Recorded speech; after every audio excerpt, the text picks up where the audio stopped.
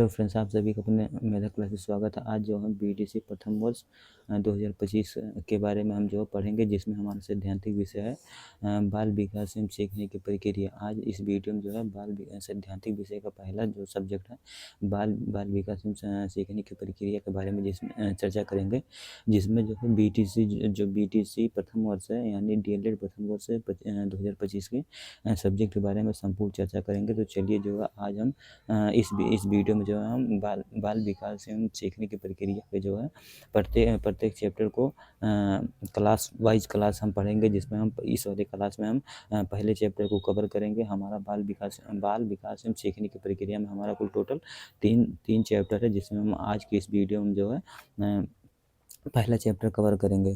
तो इस क्लास की खास बात है जो इसमें हम फुल क्लास का पीडीएफ भी आपको देंगे। तो आप जो है हमारे टेलीग्राम से जुड़िएगा, जो हम बाद में जो है अपने डिस्क्रिप्शन में उसका लिंक दे देंगे। आप वहां से जुड़कर जो आप इसका पीडीएफ भी प्राप्त कर सकते हैं। तो आपने जो बीटीसी प्रथम सेमेस्टर के बाल विकास एवं सीखने की प्रक्रिया के सब्जेक्ट को जो है आप मजबूत बना सकते हैं। तो चलिए जो है इस वीडियो में हम बीटीसी प्रथम सेमेस्टर के सैद्धांतिक विषय का पहला सब्जेक्ट जो है बाल विकास एवं सीखने की प्रक्रिया के बारे में हम देखते हैं। देखो यहाँ पर हमारा दिया गया विषय जो है बाल विकास और सीखने की प्रक्रिया जो दिया गया, इसमें पहला चैप्टर हमारा जो है बाल विकास। तो हम पहले चैप्टर के बाल विकास पढ़ेंगे। अब बाल विकास के अंतर्गत हमारा जो है कौन कौन सा पाठ दिया गया। अब देखो इसमें हम पढ़ेंगे बाल विकास में हम पहला जो पढ़ेंगे उसमें हमारा है बाल विकास का अर्थ एवं आवश्यकताओं का छेद। दूसरा जो चैप्टर हमारा है जो बाल विकास की अवस्थाएं, मतलब शैशवावस्था के बारे में पढ़ेंगे, बाल्यावस्था के बारे में पढ़ेंगे तथा किशोरावस्था के बारे में पढ़ेंगे। उसके बाद अगला जो हमारा है वो देखो अंतर्गत होने वाले विकास के बारे में हम देखेंगे। उसके बाद हमारा शारीरिक विकास के बारे में देखेंगे। उसके बाद जो है हम मानसिक विकास के बारे में देखेंगे। अगला जो हमारा है संवेगात्मक विकास के बारे में देखेंगे। तथा अगला जो हमारा है भाषा विकास में अभिव्यक्ति क्षमता का विकास के बारे में हम देखेंगे। उसके बाद अगला जो हमारा है सृजनात्मकता एवं सृजनात्मक क्षमता का विकास के बारे में हम देखेंगे। उसके बाद अगला जो हमारा है व्यक्तिगत का विकास एवं अर्थ प्रकार के बारे में देखेंगे। उसके बाद अगला जो हमारा है व्यक्तिगत परीक्षण के तरीके एवं समायोजन के उपाय के बारे में हम देखेंगे। उसके बाद नेक्स्ट जो हमारा है व्यक्तिगत भिन्नता अर्थ एवं कारक के महत्व के बारे में पढ़ेंगे। उसके बाद अगला जो हमारा है कल्पना चिंतन एवं तर्क का विकास के बारे में हम देखेंगे। उसके बाद नेक्स्ट जो हमारा है बाल विकास के आधार एवं उनको प्रभावित करने वाले कारक के बारे में हम देखेंगे। यानी जो बाल विकास का हमारा चैप्टर है, इसके अंतर्गत इतना जो हम कंसेप्ट को देखेंगे। उसके बाद इसमें और भी कुछ टॉपिक जुड़ा है, जिसमें हम वंशानुक्रम के बारे में देखेंगे। वातावरण के द्वारा जो है पारिवारिक सामाजिक एवं विद्यालय संचार माध्यम कैसे विकास होता है उसके बारे में हम देखेंगे। उसके बाद जो अधिगम का अर्थ तथा सिद्धांत के बारे में हम देखेंगे। सीखने का जो अर्थ क्या है तथा सिद्धांत क्या है उसके बारे में हम देखेंगे। उसके बाद अधिगम का अर्थ ही प्रभावित करने वाले कारक के बारे में हम देखेंगे। उसके बाद नेक्स्ट जो है अधिगम की प्रभावशाली विधियाँ के बारे में हम पढ़ेंगे। उसके बाद नेक्स्ट जो हमारा है अधिगम के नियम जो है थायराइड के सीखने के मुख्य नियम सीखने में उनका महत्व क्या है उसके बारे में हम देखेंगे। उसके बाद नेक्स्ट जो हमारा है अधिगम के प्रमुख सिद्धांत तथा कक्षा शिक्षण के इनकी व्यवहारिक उपयोगिता के बारे में हम देखेंगे। उसके बाद नेक्स्ट जो हमारा है वो थायराइड का प्रयास एवं त्रुटि का सिद्धांत के बारे में हम देखेंगे। उसके बाद अगला जो है हमारा अगले प्रोफेसर के बारे में हम देखेंगे। पहलों का सिद्धांत क्या है, उनकी प्रक्रिया सिद्धांत क्या है, इनके बारे में हम देखेंगे। उसके बाद नेक्स्ट जो हमारा है स्किनर का क्रिया प्रस्तुत के अधिनियम सिद्धांत क्या है उसके बारे में हम देखेंगे। अगला जो हमारा विषय जो बाल विकास एवं सीखने की प्रक्रिया में हमने शुरू में ही बता दिया था कि बाल विकास एवं सीखने की प्रक्रिया में जो है हम 3 चैप्टर पढ़ेंगे। तो पहला चैप्टर हमने देखा, उसके बाद दूसरे चैप्टर को हम देखते हैं। दूसरा चैप्टर हमारा जो होगा अधिगम का अर्थ तथा सिद्धांत क्या है, ये हमारा दूसरा चैप्टर है। इसके अंतर्गत हम क्या क्या पढ़ेंगे, इसके अंतर्गत हम जो पढ़ेंगे अधिगम का अर्थ क्या होता है, इनको प्रभावित करने वाले कारक क्या हैं, इनके बारे में हम देखेंगे। उसके बाद हमारा जो अगला दिया गया अधिगम की प्रभावशाली विधियाँ क्या है इसके बारे में हम देखेंगे। उसके बाद नेक्स्ट जो हमारा है अधिगम के नियम जो है थायराइड के सीखने के मुख्य नियम एवं सिखाने के जो महत्व क्या है उनके बारे में हम देखेंगे। उसके बाद अगला जो हमारा नेक्स्ट है वो अधिगम के प्रमुख सिद्धांत तथा कक्षा शिक्षण के इनकी व्यवहारिक उपयोगिता क्या है उनके बारे में हम देखेंगे। उसके बाद अगला जो हमारा थायराइड का प्रयास एवं त्रुटि का सिद्धांत क्या है, इसके बारे में हम पढ़ेंगे। उसके बाद अगला जो हमारा पहलुओं का संबंध एवं प्रक्रिया के सिद्धांत क्या है उनके बारे में देखेंगे। अब देखो हर चैप्टर में हमारा थार्नाइट का सिद्धांत, पहलुओं का सिद्धांत, स्किनर का सिद्धांत ये हर चैप्टर में दिया गया। तो देखो ये हर चैप्टर में इनके द्वारा कैसे सीखा जाता है ये सभी चैप्टर में दिया रहता है। तो हम जो है ये एक चैप्टर में अच्छे से पढ़ लेंगे तो हर चैप्टर में इन्हें सिर्फ जो है हमें रिवीजन सिर्फ करना होगा कि ये किस प्रकार बताए थे कि एल्केम कैसे सीखना है या बाल विकास कैसे होता है, इनके बारे में क्या सिद्धांत दिया उनके बारे में हम देखेंगे। अब अगला जो हमारा दिया गया है स्किनर का देखो क्रिया प्रसूत अधिनियम सिद्धांत क्या है इनके बारे में हम पढ़ेंगे। उसके बाद कोहलर का सूज या अंतर्दृष्टि का सिद्धांत क्या है इनके बारे में हम देखेंगे। उसके बाद सबसे मोस्ट इंपॉर्टेंट पियाजे का सिद्धांत क्या है, वाइगोत्स्की का सिद्धांत क्या है, सीखने का वक्र अर्थ एवं प्रकार, सीखने का महत्व, सीखने में उनका महत्व क्या है उनके बारे में हम अच्छी तरह से देखेंगे। उसके बाद नेक्स्ट जो हमारा दिया गया है पठार अर्थ का कारण या निराकरण क्या है उनके बारे में हम देखेंगे। तो देखो पार्ट 2 में जो है हमारा अधिगम सीखने का अर्थ एवं सिद्धांत जो हमारा दूसरा जो पार्ट दिया गया उनके अंतर्गत हम इतने जो है चैप्टर को पढ़ेंगे। तो ये जो हमारे दूसरे चैप्टर का हो गया। अब हमारा तीसरा चैप्टर जो दिया गया है बाल विकास में सीखने की प्रक्रिया के अंतर्गत हमारा जो तीसरा चैप्टर आएगा वो अभिप्रेरणा आएगा। अभिप्रेरणा हमारा जो तीसरा चैप्टर, अब इसके अंतर्गत हम क्या क्या पढ़ेंगे। देखो इसके अंतर्गत हम देखेंगे अभिप्रेरणा का अर्थ प्रकार महत्व किस प्रकार उनके बारे में हम देखेंगे। उसके बाद हम देखेंगे कि ध्यान अर्थ प्रकार ध्यान को प्रभावित करने वाले कारक क्या है इनके बारे में हम देखेंगे। उसके बाद अगला जो हमारा दिया गया रुचि क्या है, रुचि का अर्थ क्या है और इसका प्रकार क्या है, बच्चों में रुचि का परीक्षण कैसे होता है इनके बारे में हम सीखेंगे। उसके बाद स्मृति अर्थ क्या है, प्रकार में अच्छी स्मृति के प्रभावी कारक क्या है उनके बारे में हम देखेंगे। उसके बाद अगला जो दिया गया स्मरण अर्थ कारक के महत्व क्या है इनके बारे में हम देखेंगे। उसके बाद सांख्यिकी अर्थ महत्व एवं आंकड़ों का रेखा चित्र जो चित्रीय निरूपण क्या है उनके बारे में देखेंगे। उसके बाद लास्ट में जो है हमारा माध्यमाधिका एवं बहुलकीय एक गणित का चैप्टर है, इनके बारे में हम अच्छी तरह से सीखेंगे। यानी जो हमारा बाल विकास दिया गया बाल विकास एवं सीखने की प्रक्रिया के अंतर्गत जो हमारा है ये सैद्धांतिक का पहला चैप्टर है। मतलब सैद्धांतिक में हमें 2 सब्जेक्ट पढ़ना है, एक बाल विकास एवं सीखने की प्रक्रिया है। मतलब हर सेमेस्टर में अलग अलग सैद्धांतिक विषय होंगे। तो इस प्रथम सेमेस्टर में हम जो सैद्धांतिक विषय का पहले विषय में बाल विकास में सीखने की प्रक्रिया हमारा पहला विषय। इसके अंतर्गत हम जो है 3 सब्जेक्ट मतलब 3 चैप्टर पढ़ेंगे। एक अभिप्रेरणा होगा, एक अधिगम हो गया, उसके बाद एक हो गया बाल विकास। ये 3 चैप्टर हमें पढ़ना है।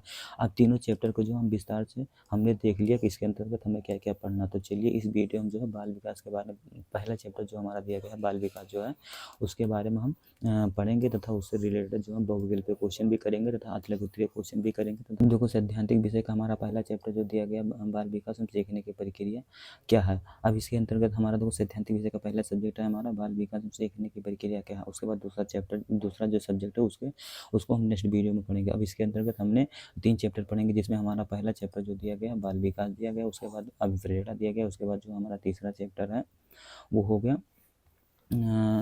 अधिगम हो गया। ये 3 चैप्टर हमें जो है इस सब्जेक्ट में पढ़ना है। तो इस पहला चैप्टर जो हमारा दिया गया बाल विकास के बारे में जो है इसमें हम देखेंगे। तो बाल विकास क्या है इसके बारे में हम चलिए जो है सीखते हैं कि बाल विकास क्या होता है। अब देखो इसके अंतर्गत हमारा क्या दिया है कि देखो विकास एवं सार्वभौमिक प्रक्रिया है जो संसार के प्रत्येक जीव में जो पाई जाती है। विकास की जो है प्रक्रिया गर्भधारण से लेकर मृत्यु पर्यंत तक किसी न किसी रूप में चलती रहती है। यानी जो हमारा विकास है वो जन्म से लेकर मृत्यु तक किसी न किसी रूप में ये चलती रहती है। इसकी गति जो है कभी तीव्र और कभी धीमी हो जाती है। यानी जिसकी गति जो होती है कभी तेज भी हो सकता है तथा धीमी भी हो सकता है।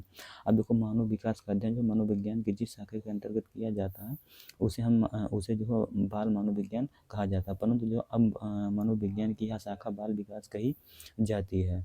यानी जो है मानव विकास का अध्ययन मनोविज्ञान के जिस शाखा के अंतर्गत किया जाता है उसे हम जो है बाल मनोविज्ञान कहते हैं। लेकिन परंतु इस समय जो हम बाल मनोविज्ञान की शाखा का जो है बाल विकास कहा जाने लगा। मतलब यानी उसका शॉर्टकट जो है बाल विकास कहा जाने लगा। इसके अंतर्गत क्या दिया गया कि मनोविज्ञान की इस नवीन शाखा का विकास पिछले 50 वर्षों में सर्वाधिक हुआ। यानी मानव विकास का जो है पिछले 50 वर्षों में सबसे ज़्यादा विकास हुआ। वर्तमान समय जो दिया गया बाल विकास के अध्ययनों में जो मनोवैज्ञानिकों की रुचि जो है दिन प्रतिदिन बढ़ती जा रही है। इसके अंतर्गत जो है बढ़ती जाती है, क्योंकि इन दशाओं में जो है अध्ययन में जो बालक के जीवन को सुखी, समृद्ध एवं जो है प्रासंगिक बनाने में महत्वपूर्ण योगदान किया गया। तो ये जो है हमने बाल विकास के बारे में हमने देखा कि बाल विकास के अंतर्गत क्या-क्या परिभाषित दिया गया तथा उनके अंतर्गत हमें किस शाखा के अंतर्गत हमें बाल विकास पढ़ना होता है। अब देखो अगला हमारा क्या टॉपिक दिया गया, इसके अंतर्गत जो हम शिक्षण बिंदु के महत्वपूर्ण के बारे में हम देखेंगे कि बाल विकास के प्रमुख शिक्षण बिंदु क्या-क्या हैं। अब देखो बाल विकास के प्रमुख शिक्षण जो हमारा दिया गया, इसमें तीन प्रकार के बाल विकास के प्रमुख शिक्षण के बारे में हम देखेंगे, जिसमें हमारा पहला दिया गया बाल विकास का अर्थ क्या है, इसके बारे में हम देखेंगे। उसके बाद दूसरा जो दिया गया है वो बाल विकास की आवश्यकता क्या है, इनके बारे में हम देखेंगे। उसके बाद बाल विकास के क्षेत्र कैसे होते हैं उनके बारे में हम देखेंगे। यानी जो बाल विकास के प्रमुख शिक्षण जो होते हैं वो तीन प्रकार किया जा सकता है। बाल विकास का अर्थ क्या होता है, बाल विकास की आवश्यकताएं क्या हो सकती है तथा बाल विकास के क्षेत्र क्या होते हैं, इनके बारे में हम देखेंगे। देखो यहाँ पर दिया गया बाल विकास के अर्थ के बारे में पहले हम समझ लेते हैं कि बाल विकास का अर्थ क्या होता है। अब देखो यहाँ पर दिया गया कि बाल विकास जो मनोविज्ञान की एक शाखा के रूप में विकसित हुआ। इसके अंतर्गत दो बालकों की व्यवहार स्थितियाँ, समस्या तथा उन सभी कारकों का अध्ययन किया जाता है जिनका प्रभाव जो बालक के जो व्यवहार पर पड़ता है। वर्तमान युग में जो अनेक सामाजिक, सांस्कृतिक, राजनीतिक एवं आर्थिक कारक मानव तथा उनके परिवेश को प्रभावित कर रहे हैं। परिणाम स्वरूप जो बालक को जो प्रभावी समय की आधारशिला होता है वह भी जो प्रभावित होता है। यानी जो बालकों के व्यवहार स्थित समस्याओं के बारे में हम अध्ययन करेंगे। यानी जो बालक में क्या क्या समस्या हो सकती है तथा क्या क्या कारण हो सकते हैं, समस्या क्या हो सकते हैं तथा उनके कारणों का अध्ययन इस चैप्टर में हम करेंगे। बाल विज्ञान की परिभाषाओं को निम्नलिखित रूप से जो परिभाषित अनेक प्रोफेसर अपने द्वारा मत रखे हैं। अब देखो पहले प्रोफेसर यहाँ पर दिया गया है कि क्रो के अनुसार जो बाल विकास का अर्थ किस प्रकार है। अब देखो यहाँ पर दिया गया कि बाल मनोविज्ञान वह वैज्ञानिक अध्ययन है जो व्यक्ति के विकास का अध्ययन गर्भकाल के प्रारंभ से लेकर किशोरावस्था की प्रारंभिक अवस्था तक जो रहता है उसे जो है बाल विकास किशोरावस्था की प्रारंभिक अवस्था तक रहता है उसे जो हम बाल विकास के बारे में हम देखते हैं। उसके बाद अगले प्रोफेसर हैं जेम्स टेबर के अनुसार क्या कहा गया है कि बाल मनोविज्ञान की वह शाखा है जिसमें जो जन्म से परिपक्व अवस्था तक विकसित हो रहे मानव का अध्ययन किया जाता है। उसे हम बाल विकास के अर्थ के बारे में समझते हैं। विकास के अर्थ को समझाया गया। तो यहाँ पर जो हम बाल विकास के बारे में अच्छी तरह से समझेंगे कि हमारा क्या है, बाल विकास के अर्थ के बारे में क्या क्या दिया गया है। प्रोफेसर के अनुसार क्या गया देखो थॉम्पसन के शब्दों में क्या कहा गया बाल विकास के बारे में कि देखो बाल मनोविज्ञान सभी को एक नई दिशा में संकेत करता है। यानी जो बाल मनोविज्ञान होता है सभी के नई दिशा में संकेत करता है, उसे उचित रूप से समझा जा सके तथा उसका उचित समय पर देखो उचित ढंग से विकास हो सके तथा प्रत्येक बालक का सफल व्यक्ति बन सके जो है थॉम्पसन के शब्दों के अनुसार ये बताया गया। उसके बाद में देखो हरलाख के अनुसार क्या बताया गया बाल विकास के बारे में कि आज जो है बाल विकास में मुख्यतः बालक के रूप में व्यवहारिक रुचियों और लक्ष्यों में होने वाले उन विशिष्ट परिवर्तन की खोज पर जो बल दिया गया तथा उसके एक विकासात्मक अवस्था से दूसरी विकासात्मक अवस्था में पदार्पण करते समय होते रहना चाहिए। उसके बाद दिया गया है कि बाल विकास में यही खोज करने का भी प्रयास किया गया कि वह जो परिवर्तन कब होते रहता है, इसके कारण क्या होता है, या व्यक्तिक है या सार्वभौमिक है। यानी जो हरलाख के अनुसार बताया गया है कि बालकों में मुख्यतः जो है व्यवहारिक रुचियाँ एवं लक्ष्यों का जो है होने वाली विशिष्ट परिवर्तन की खोज पर बल दिया जाए तथा उनके द्वारा होने वाले विकासात्मक तथा प्रयासात्मक परिवर्तन किस प्रकार होता है उनके बारे में हम अध्ययन को देखें कि बालक का कैसे विकास होगा। के अनुसार जो हमें बाल विकास के अर्थ के बारे में समझा। तो अब जो हम शॉर्टकट में देख लेते हैं कि बाल विकास क्या है। अब देखो यहाँ पर हम देखेंगे कि उपयुक्त परिभाषाओं के आधार पर जो हम कह सकते हैं कि बाल विकास जो है मनोविज्ञान की वह शाखा है जिसमें हम विभिन्न विकास अवस्थाओं में मानव के जो है व्यवहार में होने वाले क्रमिक परिवर्तन का वैज्ञानिक अध्ययन करें, उसे जो है बाल विकास कहते हैं। तो यहाँ पर जो हमने बाल विकास के बारे में हमने देखा और 4 प्रोफेसर के अलग अलग जो परिभाषाओं को मत दिया गया था उनको हम अच्छी तरह से समझे। तो यहाँ पर जो हमने अभी पढ़ा था कि बाल विकास के प्रमुख शिक्षण क्या होते हैं, उन 3 पॉइंटों को हमने देखा था। तो यहाँ पर जो हम पहले पॉइंट को देखेंगे कि बाल विकास की आवश्यकता क्या हो, मतलब क्यों होती है और क्यों पड़ती है। तो इसके बारे में हम देखेंगे कि बाल विकास की आवश्यकता क्या है।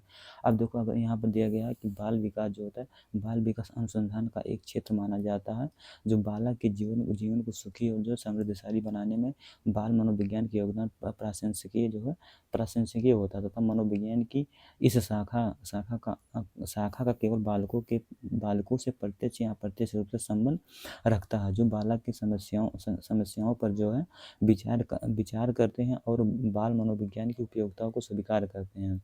उसके बाद अगला क्या दिया कि समाज के विभिन्न लोग बाल मनोविज्ञान से लाभान्वित होते रहते हैं, जैसे बालक के माता पिता तथा अभिभावक, बालक के शिक्षक, बालक सुधार तथा बालक चिकित्सक आज हो सकते हैं। मतलब बाल मनोविज्ञान में लाभान्वित होते तथा बालक के पिता तथा अभिभावक जो बालक के शिक्षक तथा बाल सुधारक तथा बाल चिकित्सक आज जो है इनसे प्रभावित होते हैं।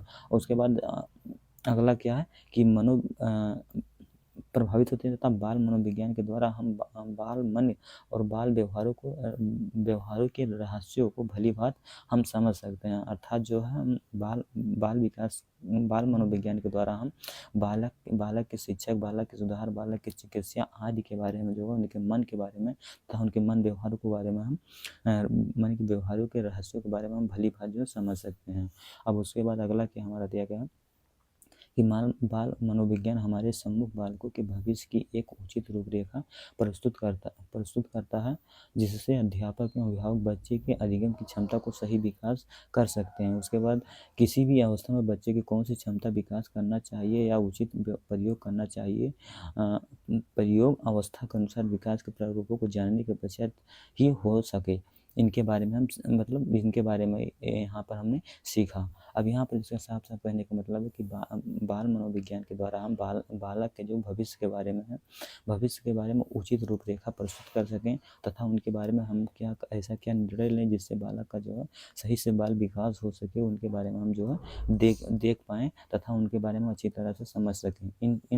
ये सभी कारण जो है हमारे बाल विकास की आवश्यकताओं का जो है एक महत्वपूर्ण जो है लक्षण है। और उदाहरण के द्वारा हम समझे कि देखो, उदाहरण के लिए एक बच्चे को चलना तभी सिखाया जाता है जब वह चलने की अवस्था का हो चुका, अन्यथा इसके परिणाम विपरीत हो सकते हैं। अतः बाल मनोविज्ञान की एक जो व्यवहारिक उपयोगिता यह भी है कि वह बालक के समुचित हो सके। यानी जो है इसके द्वारा हमें क्या सीख मिलता है कि बच्चे को तभी कोई सलाह दिया जाए या तभी कोई चीज़ पढ़ाया जाए जब वह उस बच्चा उस समय उस अवस्था में उस चीज़ को सीखने लायक हो, अन्यथा उसके विपरीत कारण भी हो सकता है। उसके बाद अगला क्या दिया गया है कि निर्देश के लिए जो व्यवहारिक उपाय बता सके, मतलब निर्देश के लिए जो व्यवहारिक उपाय जो होता है वो बता सके अच्छी तरह। उसके बाद अगला हम क्या है हमारा बाल विकास के प्रमुख लक्षण कि हम निर्देशन के द्वारा ही बालक की क्षमताओं और अभिवृत्तियों का उचित रूप से लाभ उठा सकते हैं। उसके बाद अगला दिया गया है कि व्यक्तिगत निर्देशन में बालक की व्यक्तिगत कठिनाइयों और दोषों तथा उसके उचित प्रवृत्तियों और उसके व्यक्तिगत से संबंधित विकारों को दूर करने के उपाय की जानकारी तथा बाल मनोविज्ञान से प्राप्त किया जा सके। यानी इसमें हमें क्या करना है कि यदि बच्चा उस समय किसी भी चीज़ को सीखने के लिए जो हो प्रयुक्त हो, तभी उस बच्चे को वह चीज़ जो सिखाया जाए, नहीं तो वो उस बच्चे के लिए उस समय वह चीज़ जो विपरीत हो जाएगा। तो इस चैप्टर में जो इस अध्याय में हमने बाल विकास के प्रमुख लक्षण का पहला पॉइंट के बारे में हमने देखा। अब देखो, यहाँ पर हम देखेंगे कि बाल विकास का क्षेत्र क्या क्या हो सकता है। अब इसके बारे में हम देखेंगे। अब इसमें दिया गया है कि बाल विकास के क्षेत्र में देखो, गर्भधारण अवस्था से युवा अवस्था तक मानव के सभी व्यवहारिक संबंधी जो होता है संबंधित समस्याओं सम्मिलित हैं।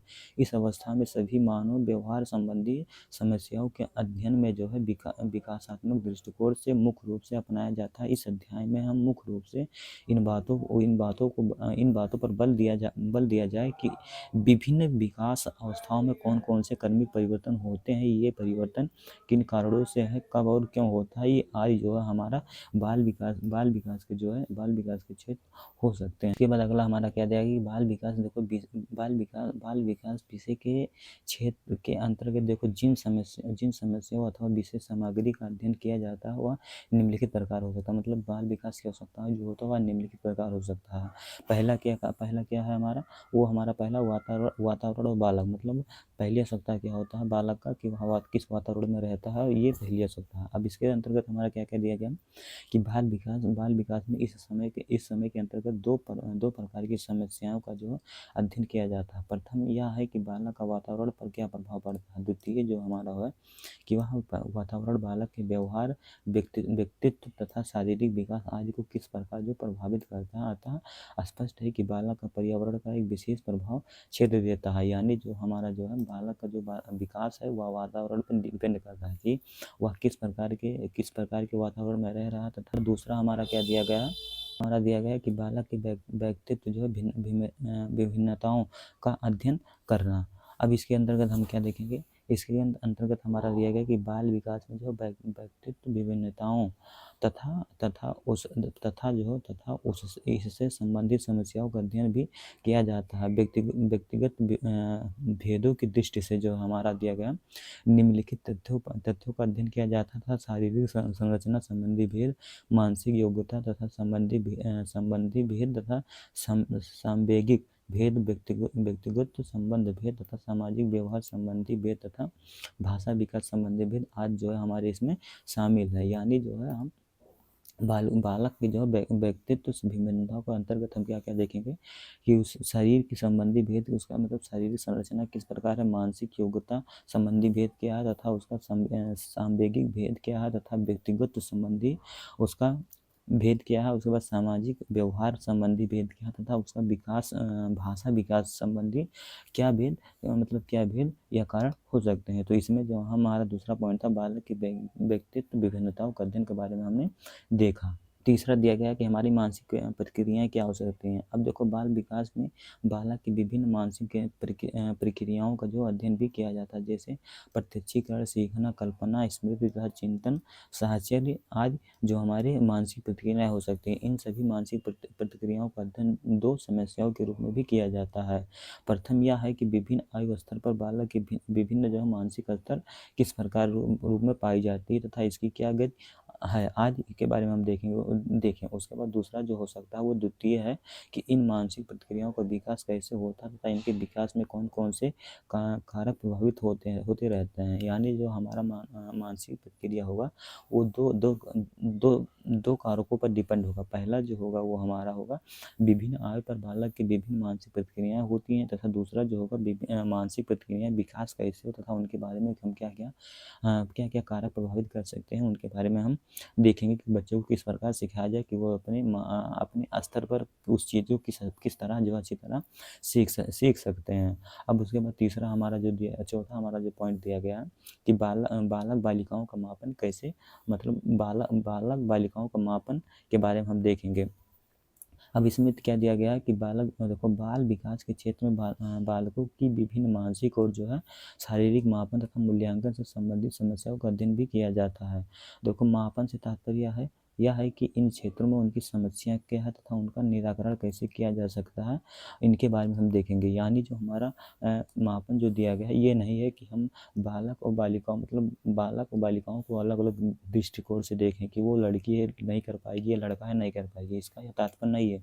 इसका यह तात्पर्य है कि जिस वर्ष में वो बच्चे या बालक या बालिका जिस वर्ष में उस समय वो उनकी समस्याएं क्या है तथा उनका निराकरण कैसे किया जा सके उनके बारे में हम देखेंगे। ये नहीं कि वो जैसे होता नहीं है कि विद्यालय में वो लड़की है वो क्रिकेट नहीं खेल सकती, वो लड़का है वो खो खो नहीं खेल सकता, ऐसे ये सब जो मापन जो ये सब मापन नहीं देखा जाता।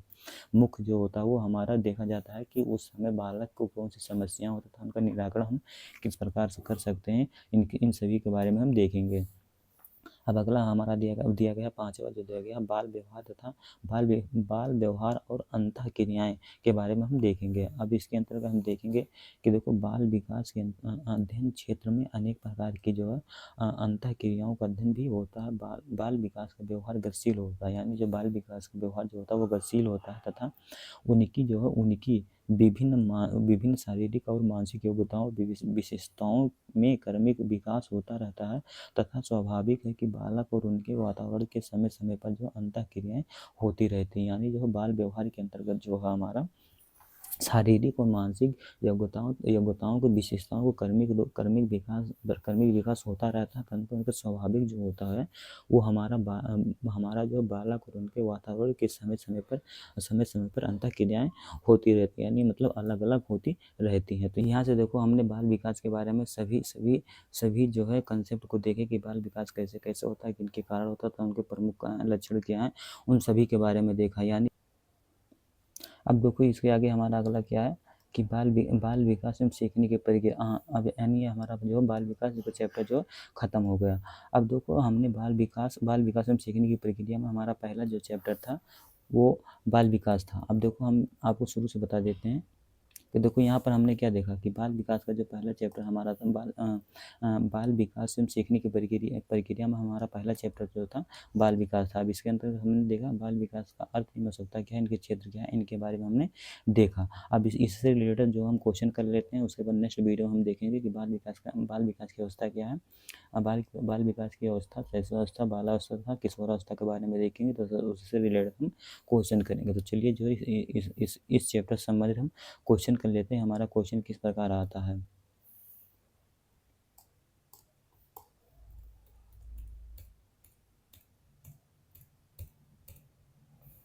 तो हमारा जो क्वेश्चन जो यहाँ पर दिया गया है, तो यहाँ पर हम पहले बता देते हैं कि हमारा जो क्वेश्चन जो आता है बीटीसी यानी डीएलएड में बहुविकल्पीय क्वेश्चन भी आते हैं, अतिलघु उत्तरीय क्वेश्चन भी आते हैं, अतिलघु उत्तरीय क्वेश्चन आते हैं और लघु उत्तरीय क्वेश्चन आते हैं। मतलब हमारे 3 प्रकार के क्वेश्चन आते हैं, तो जिसमें हम जो है सभी चैप्टर में हम तीनों प्रकार के क्वेश्चन को करेंगे तथा वही सभी क्वेश्चन आप देख लेते हैं तो समझो यही क्वेश्चन आपको एग्जाम में देखने को मिलेंगे। तो हमारा पहला क्वेश्चन बहुविकल्पीय में क्या दिया गया है कि देखो बाल मनोविज्ञान के व्यवहार का वैज्ञानिक अध्ययन किया जाता है। मतलब किसके अंतर्गत किया जाता है। इसमें हमारा दिया गया पहला ऑप्शन दिया गया कि बाल मनोविज्ञान में किया जाता है, दूसरा दिया गया शिक्षा मनोविज्ञान में किया जाता है कि उसके बाद तीसरा जो दिया गया है कि किशोरा मनोविज्ञान में किया जाता है, इनमें से कोई नहीं किया जाता। तो हमने देखा कि बाल मनोविज्ञान का अध्ययन जो होता है वो हमारा बाल मनोविज्ञान का व्यवहार का वैज्ञानिक अध्ययन जो किया जाता है वो हमारा जो दिया गया है वो बाल मनोविज्ञान में किया जाता है। तो हमारा विकल्प नंबर पहले का जो है ऑप्शन नंबर 1 सही होगा, बाल मनोविज्ञान। उसके बाद दूसरा प्रश्न जो दिया गया है कि बाल मनोविज्ञान एक वैज्ञानिक अध्ययन है जिसमें हम बालक के विकास का अध्ययन करते हैं। तो अध्ययन जो है गर्भकाल के प्रारंभ से किशोरावस्था की प्रारंभिक अवस्था तक करते हैं। यह कथन किस प्रोफेसर के द्वारा दिया गया था। तो हमने हमने देखा था कि जो बाल विकास के बारे में जो परिभाषाएं दिया गया था वो अलग अलग प्रोफेसर ने अपने अपने मत के द्वारा दिया गया था। तो इसमें यही दिया गया कि बाल मनोविज्ञान के अंतर्गत वैज्ञानिक अध्ययन है जिसके अंतर्गत बालक का विकास जो होता है वो गर्भकाल से प्रारंभ होकर किशोरावस्था की प्रारंभिक अवस्था तक होता है। यह जो है किस प्रोफेसर के द्वारा दिया गया था। इसमें विकल्प नंबर दिया गया है कि पहला दिया गया कि हरलॉग ने दिया था, कि थॉम्पसन ने दिया था, या देखो क्रो ने दिया था, या जो जेम्स जे एस रास के द्वारा दिया गया था। तो हमने अभी पढ़ा था कि बालक का विकास जो होता है गर्भकाल के प्रारंभ से किशोरावस्था के प्रारंभिक अवस्था तक होती है। ये जो है क्रो के द्वारा ये परिभाषित बाल विकास किया गया था। अब देखो यहाँ पर अगला हमारा जो दिया गया अतिलघुत्तरीय, यानी जो हमारा बहुरूपीय क्वेश्चन जो था वो सिर्फ 2 ही था। अब इसमें हम जो अतिलघुत्तरीय क्वेश्चन करेंगे, जो हमारा 1 से 2 क्वेश्चन हमारा अतिलघुत्तरीय क्वेश्चन दिया गया। अब देखो अतिलघुत्तरीय क्वेश्चन में हमारा पहला जो दिया गया कि बाल विकास की किसी एक परिभाषा का उल्लेख कीजिए, यानी जो बाल विकास की परिभाषा किसी एक परिभाषा का उल्लेख कीजिए। देखो अतिलघुत्तरीय क्वेश्चन न्यूनतम जो हमारा होता है वो 30 शब्दों में होता है, तो ये आपको ध्यान में रखना होगा। अब यहाँ पर हमारा दिया गया बाल विकास जो दिया गया परिभाषाएं जो दिया गया उसके बारे में हम देखेंगे कि बाल विकास की परिभाषा जो है बाल विकास की सतत प्रक्रिया है जिससे शारीरिक और मानसिक जो है भावनात्मक और सामाजिक पहलुओं को समावेशित होता है। यह जन्म से लेकर जो किशोरावस्था तक जो है बच्चों की क्षमताओं और व्यक्तिगत के समग्र विकास को दर्शाता है, जिसमें विभिन्न विद्वानों के अनुसार यह प्रक्रिया आनुवंशिक और पर्यावरण कारकों के संयोजन से प्रभावित करते हैं। उदाहरण के लिए जैसे क्रो के अनुसार कहा गया है कि बालक विकास वह प्रक्रिया है जिसमें एक बच्चा अपने वातावरण के द्वारा जो परस्पर क्रिया करके जो धीरे धीरे परिपक्व होता है। यानी जो क्रो के द्वारा बताया गया था कि बालक के विकास जो वातावरण के द्वारा जो उनके परस्पर धीरे धीरे जो परिपक्व होता है। तो हमने जो है इसमें अतिलघुत्तरीय का पहले प्रश्न का उत्तर जो हमने देखा। अब उसके बाद दूसरा क्वेश्चन हमारा क्या दिया गया है, दूसरा दिया गया है कि बाल विकास के 2 क्षेत्रों का नाम लिखिए, यानी तो 2 क्षेत्रों का नाम लिखिए। जैसे अतिलघुत्तरीय क्वेश्चन है तो आप 2 क्षेत्रों का नाम तो लिख दे रहे हैं, लेकिन उसका थोड़ा थोड़ा डिफाइन कर देंगे तो जो वो क्वेश्चन थोड़ा और अच्छा हो जाएगा। अब देखो यहाँ पर हम देखेंगे बाल विकास के 2 क्षेत्रों के नाम दिए गए। पहला दिया गया हमारा जो है शारीरिक विकास दिया गया। अब देखो शारीरिक विकास के बारे में हम देख लेते हैं कि हमारा शारीरिक विकास किस प्रकार होता है। देखो यहाँ जो है विकास बच्चों की शारीरिक संरचना और देखो मोटर कौशल के से संबंधित होता है। इसमें हड्डियाँ, मांसपेशियाँ, ऊंचाई तथा वजन आदि जो शारीरिक विशेषताओं का विकास शामिल है। देखो शारीरिक विकास मोटे एवं सूक्ष्म मोटर कौशल जैसे दौड़ना, कूदना, लिखना आदि जो है सम्मिलित है। इसके विकास में जो है विकास पर भी जोर दिया जाता है। इसमें जो पोषण, व्यवहार और स्वास्थ्य का जो महत्वपूर्ण योगदान होता है। यानी जो है शारीरिक विकास जो उनके मांसपेशियाँ, ऊंचाई, वजन तथा अन्य शारीरिक विशेषताओं के द्वारा भी विकास किया जा सकता है। जैसे अब यहाँ पर अतिलघुत्तरीय क्वेश्चन यहाँ पर दिया गया है, तो आप जैसे यहाँ पर केवल उनके 2 क्षेत्र का नाम भी लिख दे रहे हैं तब भी काम चल जाएगा, लेकिन ये थोड़ा थोड़ा उसमें डिफाइन कर दे रहे हैं थोड़ा थोड़ा 1-2 लाइन, तो वह क्वेश्चन और अच्छा माना जाएगा। अब देखो दूसरा क्षेत्र हमारा क्या है, दूसरा क्षेत्र हमारा दिया गया है कि संज्ञात्मक विकास क्या है। अब देखो यहाँ पर संज्ञात्मक विकास तथा संज्ञात्मक विकास के बारे में हम देखेंगे कि संज्ञात्मक विकास के अंतर्गत क्या है। अब देखो यह विकास बच्चों के सोचने, समझने, ध्यान को केंद्रित करने, याद रखने और समस्याओं को सुलझाने की क्षमताओं से जुड़ी होती है। यह विकास जो मानसिक के कार्य करने के तरीके और बच्चों के ज्ञान, तर्क शक्ति और भाषा कौशल को प्रभावित करता है। जीन पियाजे के अनुसार जो है संज्ञात्मक जो विकास जो होता है वो विभिन्न चरणों में होता है। जैसे संवेदी मोटर अवस्था, पूर्व संक्रियात्मक अवस्था, ठोस संक्रियात्मक अवस्था, औपचारिक संक्रियात्मक अवस्था। इनके द्वारा बच्चों का संज्ञात्मक जो है संज्ञात्मक विकास होता है। तो जो है ये संज्ञात्मक विकास के अंतर्गत ये होता है। अब देखो यहाँ पर जो हम पियाजे का सिद्धांत या वाइगोत्स्की का सिद्धांत हम इसी चैप्टर में जो है हम धीरे धीरे नेक्स्ट चैप्टर में जब उसका कंसेप्ट आएगा तो वहाँ पर हम देखेंगे कि पियाजे का सिद्धांत क्या है, वाइगोत्स्की का सिद्धांत क्या है, तथा जो भी सिद्धांत दिए गए उनके बारे में हम देखेंगे। और अगला जो दिया गया वो क्या है, अगला जो दिया गया है अतिलघुत्तरीय प्रश्न में, यानी मतलब लघुत्तरीय प्रश्न हमारे जो है जब मूल्यांकन होगा तो उसमें हमारा बहुरूपीय क्वेश्चन भी आएगा, अतिलघुत्तरीय क्वेश्चन भी आएगा, तो लघुत्तरीय क्वेश्चन आएगा। अब लघुत्तरीय क्वेश्चन हर सब्जेक्ट में अलग अलग होगा। जैसे अतिलघुत्तरीय क्वेश्चन हमारा 30 वर्डों का होता है, ये लगभग 60 से 70 वर्डों में आपको लिखना होता है। अब इसमें हमारा पहला प्रश्न क्या दिया गया है, अतिलघुत्तरीय में हमारा पहला प्रश्न दिया कि बाल विकास का अर्थ को स्पष्ट कीजिए। यानी देखो बाल विकास यदि आप पढ़ लेते हैं तो वही क्वेश्चन घूम घूम अगर अतिलघुत्तरीय में क्वेश्चन भी आता है तथा लघुत्तरीय क्वेश्चन भी आता है तथा उसमें जो विद्वानों द्वारा जो उनके कंसेप्ट के बारे में दिया रहा था वही क्वेश्चन जो आपको गूगल पे क्वेश्चन में डाल देते हैं। तो आप वहाँ से यदि आप अच्छे से अध्याय को कंप्लीट करते हैं तो आपका क्वेश्चन जो छूटेगा नहीं, चाहे वो गूगल पे क्वेश्चन भी हो या लघुत्तरीय क्वेश्चन भी हो, यानी लघुत्तरीय क्वेश्चन हो या अतिलघुत्तरीय क्वेश्चन हो। अब देखो हमने पिछले इससे पहले वाली वीडियो में हमने चारों सेमेस्टर के बारे में विस्तार से वर्णन किया है कि किस प्रकार हमारा मूल्यांकन होता है, कैसे हमारा पेपर आता है, कैसे हमारा टाइम टेबल है, हमारा किस किस सब्जेक्ट में कौन कौन सा पेपर होता है, सैद्धांतिक विषय क्या है तथा सामान्य विषय क्या, इन सभी विषयों के बारे में हमने अच्छी तरह से समझा है। तो वो उसका जो है डिस्क्रिप्शन हम उसका लिंक दे देंगे। इससे पहले वाले आप इस प्ले लिस्ट में पहला जो वीडियो उसमें हम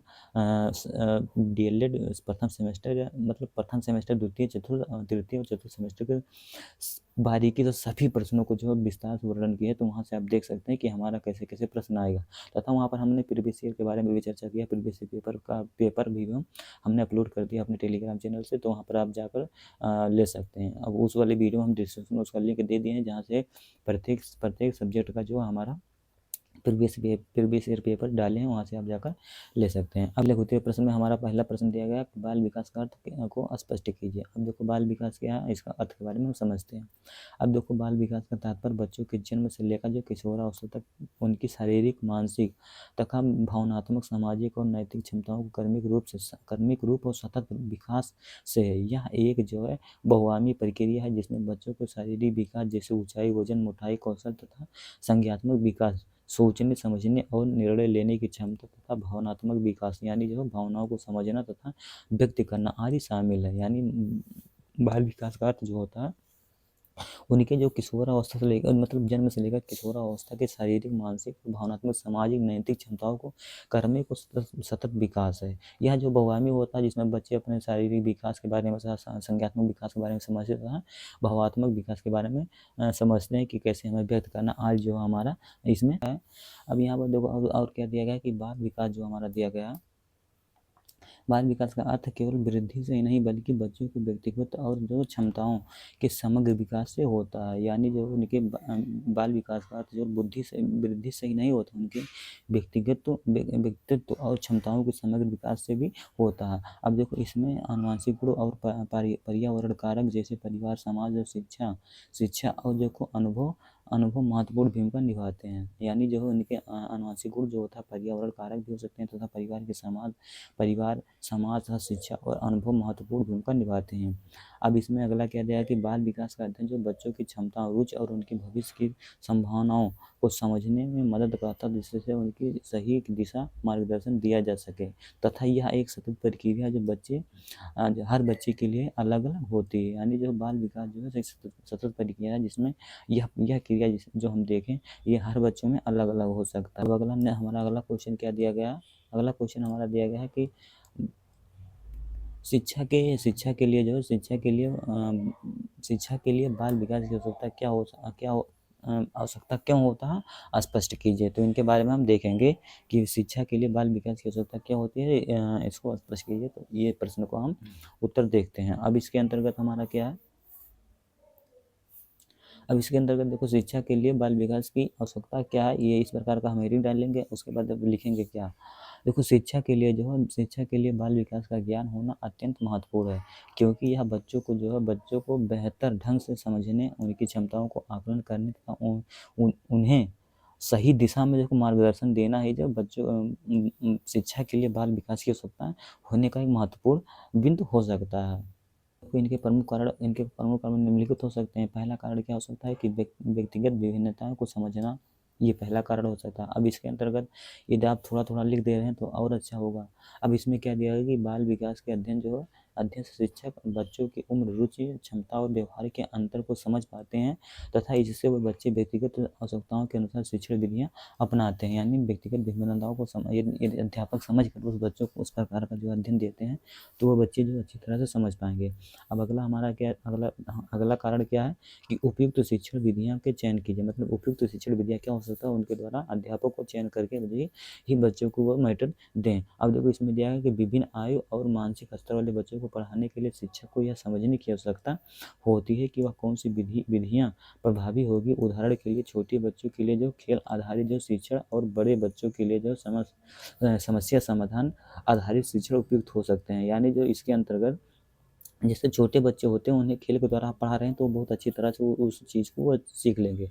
लेकिन जो थोड़ा बच्चे मैच्योर हो जाते हैं उन बच्चों के लिए जो है, जैसे कोई प्रश्न को हल करते हैं या कोई भी कार्य करते हैं तो उसमें उन्हें समस्या आ जाती है। तो ये उन समस्याओं को आप समाधान दे देते हैं तो वो बच्चा उस समय उस चीज़ को बहुत अच्छी तरह से समझ कर अच्छी तरह से जो शिक्षण ग्रहण करेगा। अब अगला क्या दिया गया हमारा भावनात्मक और सामाजिक विकास किस प्रकार हो सकता है। अब देखो इसमें देखो यदि शिक्षक बच्चों को भावनात्मक और सामाजिक विकास में मदद करते हैं तो बाल विकास का ज्ञान उन्हें यह सिखाता है कि बच्चों के आत्मविश्वास और सामूहिकता की भावना कैसे विकसित करनी है। यानी जो भावनात्मक विकास जो होता है वो ये शिक्षक अपने भावनात्मक और सामाजिक विकास का मदद करता है तो बालक का विकास जो होता है बहुत आत्मविश्वास और सामूहिक भावनाओं को विकसित करने में उन्हें बहुत बहुत महत्वपूर्ण भूमिका हो सकती हैं। अब उसके बाद अगला हमारा दिया गया कि शिक्षक में प्रतिगतिशीलता लाना। अब इसके अंतर्गत हम देखेंगे क्या क्या दिया गया है कि शिक्षक बाल विकास के चरणों के आधार पर जो पाठ्यक्रम और गतिविधियां का निर्माण करते हैं जिससे जो है यह बच्चों को समग्र विकास सुनिश्चित हो सके। यानी जो शिक्षा का प्रगतिशील लाना जो होता है वो शिक्षक को ऐसे चरणों के आधार पर पाठ्यक्रम की गतिविधियां का निर्माण करना चाहिए जिससे जो है बच्चों का समग्र जो है सुनिश्चित हो सके कि कैसे उसका विकास किया जा सकता है। अब देखो यहाँ पर हमने जो है लघु उत्तरीय का दूसरे प्रश्न के सभी प्रश्नों को इस प्रकार हल किया। अब देखो यहाँ पर जो हम आज लघु उत्तरीय प्रश्नों को विस्तार से देखें कि किस प्रकार हमारा वो प्रश्न था उसका हम किस प्रकार जो है हमने उसका प्रश्न का जवाब दिया। देखो जिस प्रकार हमने बताया कि आपको कि ये है हमारा प्रश्न था तो 70 शब्दों में हमें लिखना था। उनके दिया गया था क्या शिक्षक के लिए बाल विकास की आवश्यकता क्या होती था उसको स्पष्ट कीजिए। तो हमने देखा यहाँ पर कि शिक्षक के लिए बाल विकास की आवश्यकताओं के बारे में हमने थोड़ा लिखा। उसके बाद उनके प्रमुख कारण के बारे में हमने लिखा। तो ये कारण हमने लिखा तो जो जैसे हमने ये लिख दिया तो ये क्वेश्चन जो हमारा अति लघु उत्तरीय के रूप में हो गया। ये कुछ बच्चे जो इसी केवल ये हेडिंग लिख दे रहे हैं और थोड़ा थोड़ा लिख दे रहे हैं तब भी आपका वो क्वेश्चन का प्रश्न देने के लिए सफिशिएंट जो है उत्तर होगा। तो इस प्रकार जो हमने बाल विकास के बारे में अध्ययन किया तथा उसके प्रत्येक टॉपिक को हमने देखा तथा उससे रिलेटेड हमने बहुविकल्पीय क्वेश्चन तथा अति लघु उत्तरीय क्वेश्चन तथा लघु उत्तरीय क्वेश्चन को देखा कि किस प्रकार हमारा प्रश्न आता है। तो हमने जो बाल विकास के बारे में हमने इस चैप्टर को देखा तो उससे रिलेटेड सभी क्वेश्चन को हमने हल किया। अब रही बात जो है हमने प्रत्येक जो है सैद्धांतिक विषय का पहला चैप्टर पहला सब्जेक्ट जो स्टार्ट किया उसके अंतर्गत हमारा 7 से 8 सब जो है चैप्टर है उन सभी चैप्टर को हम विस्तार से देखेंगे। पहला चैप्टर हमारा बाल विकास था उसके बारे में हमने देखा तथा उससे रिलेटेड क्वेश्चन को हमने किया। अब उसके बाद हम दूसरे चैप्टर को देखेंगे उसी प्रकार उन चैप्टर को हम करेंगे तथा उससे रिलेटेड क्वेश्चन को हम करेंगे और हमने जो है ये चैप्टर को अच्छी तरह से समझे। अब रही बात जो यदि कोई भी क्वेरीज हो तो आप कमेंट करके आप जो उस प्रश्नों का जवाब दें। अगले नेक्स्ट वीडियो हम जो उस प्रश्न का जो हम ध्यान रखते हुए उस वीडियो को बनाएंगे। अब देखो इस क्लास का पीडीएफ आप कहाँ पा सकते हैं तो आप जो है मेधा क्लासेस के टेलीग्राम चैनल से जुड़ जाइए जो हम डिस्क्रिप्शन में उसका लिंक दे देंगे जहाँ से आप उसका प्रीवियस क्वेश्चन भी डाउनलोड कर सकते हैं। तो क्लास का जो पीडीएफ निकाल कर जो आप पढ़ना चाहते हैं जैसे आप पीडीएफ निकाल कर आप स्वतः पढ़ना चाहते हैं तो वहाँ पर आप पढ़ सकते हैं क्योंकि जो ये सभी क्वेश्चन हम एक माना जाए ना बुक से उस क्वेश्चन का हम रिलेटेड प्रश्न का जवाब देते हैं तथा रिलेटेड प्रश्नों को करते हैं। इसी के साथ ये वीडियो अच्छा लगा तो हमारे चैनल को लाइक शेयर करें तथा कमेंट करें। इसी के साथ मिलेंगे नेक्स्ट वीडियो में। जय हिंद जय भारत दोस्तों।